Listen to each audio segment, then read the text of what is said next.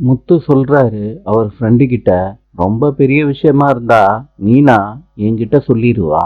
இப்ப ஏன் இப்படி இருக்கான்னு தான் எனக்கு எதுவும் புரியல. முத்து, ஊருக்கு போயிட்டு வந்து இப்படி பண்றாங்கன்னா கண்டிப்பா அங்கதான்டா ஏதோ ஒன்று நடந்திருக்கணும். முத்து வீட்டுக்கு வேகமா வர்றாரு. அப்பா, இப்பதான்ப்பா எனக்கு ஒரு உண்மை தெரிஞ்சுச்சு.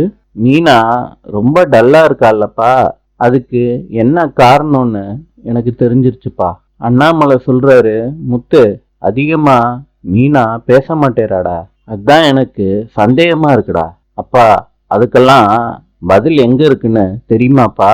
பாட்டியோட ஊரு தான்ப்பா. மீனா, நீ உண்மைய மறைச்சிருக்கியே, எனக்கு எதுன்னு தெரியாதுன்னு நினைச்சிருக்கியா?